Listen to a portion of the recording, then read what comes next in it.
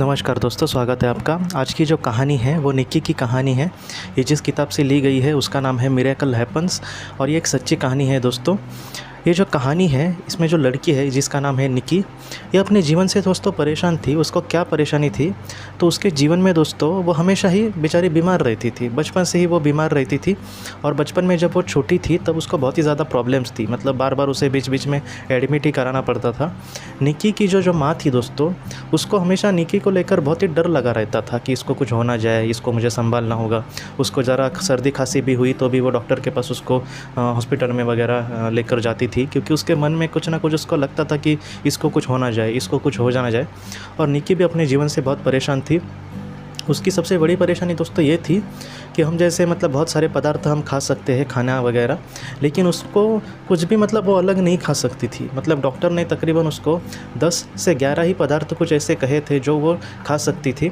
बाकी के अगर कोई पदार्थ वो खाने लगी दोस्तों तो क्या होता था कि उसको एलर्जी हो जाती थी। मतलब शरीर में कुछ उसको एलर्जी रिएक्शन वगैरह गलत हो जाता था। तो इस वजह से वो कुछ ही पदार्थ खा सकती थी। मतलब आप समझ सकते हैं कि वो खुलकर अपनी ज़िंदगी नहीं जी सकती थी, खुलकर कुछ भी खा नहीं सकती थी। और उसकी माँ जो है वो हमेशा उसको लेकर परेशान रहती थी। जब ये सारी भी चीज़ें उसके साथ घट रही थी तब वो डॉक्टर बैनविज जी के पास आए और उसने ये जो सेशन हुआ उनका वो डायरेक्ट पीएलआर का उनका मतलब मैन टू मैन ऐसा नहीं हुआ, पर्सन टू पर्सन। ये जो पीएलआर का उनका सेशन हुआ दोस्तों, वो ग्रुप का जो सेशन होता है तो वहाँ पर ये हुआ उसका। मतलब बहुत लोगों के साथ वैसा उनका सेशन हुआ। निक्की का जब सेशन हुआ पास्ट लाइफ रिग्रेशन का दोस्तों, तब उसने एक जन्म उसको सामने उसके आया। एक जन्म में अभी जो उसकी माँ है दोस्तों, वही उसकी उस जन्म में माँ थी। उस जन्म में दोस्तों ये जो निक्की है वो बहुत ही छोटी उम्र थी, तकरीबन एक 5-6 साल ही उसकी उम्र थी। और माँ और बेटी कहीं पर घूमने गए थे। वहाँ पर दोस्तों क्या हुआ कि निक्की छोटी है तो वहाँ पर यहाँ वहाँ घूम रही है और उसकी माँ जो है उसका थोड़ा सा ध्यान भटक गया। वो अपने थोड़े से मतलब विचार में कुछ काम कर रही थी। तो ऐसे वक्त में क्या हुआ दोस्तों, एक दुर्घटना वहाँ पर हुई और उस दुर्घटना की वजह से निक्की की वहाँ पर जान चली गई। तो ये जो डर था जो निक्की को लेकर, तो ऐसा वो जो डर है उसकी माँ में बैठ गया कि उसने ठीक से उसको संभाला नहीं और उसको कुछ हुआ। और वो जो दुर्घटना थी दोस्तों वो विषबाधा जैसा हुआ था। मतलब जहरीला पदार्थ उसने कुछ खा लिया था तो इस वजह से वो बीमार हो गई थी और इस दुनिया से चली गई थी। बहुत ही ज़्यादा जहरीला उसने कुछ खा लिया था। तो इस वजह से दोस्तों क्या हुआ कि निक्की के मन में भी एक डर बीतने लगा कि कुछ खाने की वजह से उसके शरीर को कुछ हो ना जाए। ये जो डर था दोस्तों वो निक्की को आज नहीं पता था, लेकिन उसके आत्मा में कहीं ना कहीं वो अंदर चुभा था। तो इस वजह से वो बार बार बीमार पड़ती थी या फिर उसको खाने के पदार्थ वगैरह शरीर उसका एक्सेप्ट नहीं कर पाता था। और इसकी जो माँ थी दोस्तों, उसके भी मन में सारी चीज़ें क्यों आ रही थी कि निक्की के कुछ हो ना जाए, क्योंकि एक जन्म में वो अपनी बेटी को बचा नहीं पाई थी क्योंकि या फिर वो अपने जीवन में मतलब उसमें वो ठीक से उसने प्रयास नहीं किया, या फिर उसको मतलब क्या होता है, मैंने और भी एक दो केसेस में आपको बताई है ऐसी बातें। क्या होता है दोस्तों, कभी कभी इंसान जो होता है उसका कुछ गलत हो जाए तो वो इतना इसमें अटकता नहीं, लेकिन उसके वजह से अगर किसका बुरा हो जाए तो वो सारी चीज़ें जो है ना वो आत्मा में बहुत ही ज़्यादा अंदर घर कर जाती है। ये पहले भी मैंने आपको मुझे लगता है कि अमेरिका की जो मैडम संतोष जोशी सर को जो मिली थी तभी इस केस के बारे में हम आपको बताया था कि उस औरत को भी अपने बेटी को वो एक जन्म में नहीं बचा पाई थी, उसका बहुत ही दुख सता रहा था। तो वैसे भी हुआ निक्की के माँ के साथ। तो उसको भी अपने बेटी को लेकर बहुत ही ज़्यादा बुरा लग रहा था, या फिर उसको अपने आप को वो दोष दे रही थी कि मेरे वजह से ये सारी चीज़ें हुई। लेकिन निक्की जो है उसके अंदर बाद में धीरे धीरे सुधार होते गए और उसको ये सारी चीज़ें पता चली कि आखिर इसके साथ ऐसा क्यों हुआ।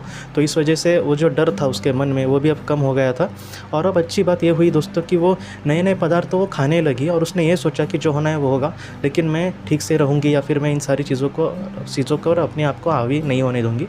तो इस वजह से क्या हुआ दोस्तों, निक्की अब धीरे धीरे एक एक पदार्थ खाने लगी और अब पहले वो 10 से 11 ही कुछ पदार्थ खा सकती थी, लेकिन अब वो बहुत सारी डिशेस वगैरह भी खा सकती थी। और उसने कहा कि तकरीबन अब वो 35-36 डिशेस खा सकती है और उसके शरीर पर कुछ भी बुरा असर नहीं पड़ता। दोस्तों ये कहानी यहीं पर ख़त्म नहीं होती। निक्की की जो कहानी है वो आगे भी होगी। मैं आपको इसके बाद जो वीडियो डालूँगा उसमें बताऊँगा। जो अगली कहानी है वो एक अलग लड़की कहने वाली है, लेकिन उसमें भी निकी किस तरह से महत्वपूर्ण है, या फिर निकी को अपना और एक जन्म वहाँ पर याद आया था, तो वो जन्म कौन सा है, इसके बारे में चर्चा हम अगली वीडियो में करेंगे। मैं वो अलग दूसरे लड़की ने अनुभव कहे हैं, तो इस वजह से मैंने सोचा कि उसकी अलग वीडियो बनाता हूँ। इसमें अगर बताता तो थोड़ा सा गैम्बलिंग हो सकता था, लेकिन उस वीडियो में भी निकी क्यों महत्वपूर्ण है, या फिर हमारे जो जन्म है वो कितने एक दूसरे को लेकर एक दूसरे के कितना संबंध होता है, वो सब मैं आपको अगली वीडियो में ज़रूर बताऊंगा। लेकिन आज की जो कहानी है वो हमें यही सिखाती है दोस्तों कि कभी कभी कुछ हमारे जीवन में ऐसी चीज़ें हुई होती है जिसका प्रभाव उस आत्मा पर बहुत ही ज़्यादा पड़ता है। तो इस वजह से किसी जन्म में वो सारी चीज़ें उसी तरह से मतलब हमारे सामना आ सकती है, लेकिन जितना हो सके हमें इग्नोर करना चाहिए। देखिए दोस्तों, कभी कभी हम खुद भी डरने लगे तो ये सारी चीज़ें और हावी हो सकती है, लेकिन ईश्वर पर डालकर या फिर हम खुलकर जीने की कोशिश थोड़ी बहुत तो करें तो अच्छा होगा। देखिए, सारी चीज़ें हम खुलकर जिए वगैरह ऐसा नहीं होता, तो अगर ऐसा होता तो जीवन में कोई भी तान तनाव में नहीं जी सकता था, वो मुझे भी पता है। लेकिन जितना हो सके जो महत्वपूर्ण प्रॉब्लम्स है उसका टेंशन लेना ठीक है, लेकिन कभी कभी आपने ऐसे भी लोग देखे होंगे जो खामखा किसी चीज़ की वगैरह टेंशन लेते, तो ऐसा नहीं करना चाहिए।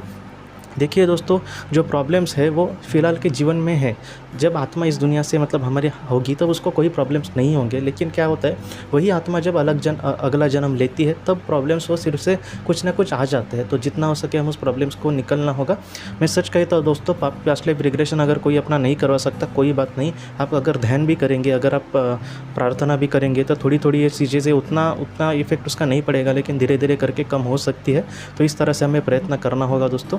आज की इस वीडियो को लेकर अगर आपके कोई भी सवाल हो तो आप ज़रूर पूछें, जितना हो सके मैं उसका आपका जवाब देने की कोशिश करूँगा।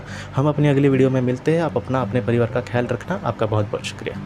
ज़िंदगी की रोशनी ये संस्था ऐसे लोगों के लिए काम करती है जिन्होंने किसी अपने को खोया है, या फिर जो लोग अपनी ज़िंदगी में बहुत ही ज़्यादा दुखी है। जो लोग इस संस्था से जुड़ते हैं उनको तकरीबन 50 किताबें भेजी जाएगी उनके व्हाट्सएप पर या फिर ईमेल पर। ये किताबें आत्मलोक या फिर मौत के बाद हमारे साथ क्या होता है, इन सारी चीज़ों की आपको पूरी तरह से जानकारी देगी। और इसके साथ साथ आपको एक पास्ट लाइफ रिग्रेशन थेरेपी की ऑडियो भी भेजी जाएगी। इस ऑडियो की मदद से आप घर बैठे अपनी पास्ट लाइफ रिग्रेशन करने की कोशिश कर सकते हो। बहुत लोग पास्ट लाइफ रिग्रेशन थेरेपिस्ट के पास किसी कारण के वश नहीं जा सकते, तो ऐसे लोगों के लिए मदद के लिए ये ऑडियो तैयार की गई है। तो आप ज़रूर इस संस्था से जुड़े। इस संस्था से जुड़ने के लिए सामने जो व्हाट्सएप का नंबर दिया है, आप कृपया उस पर संपर्क करें। आपका बहुत बहुत शुक्रिया।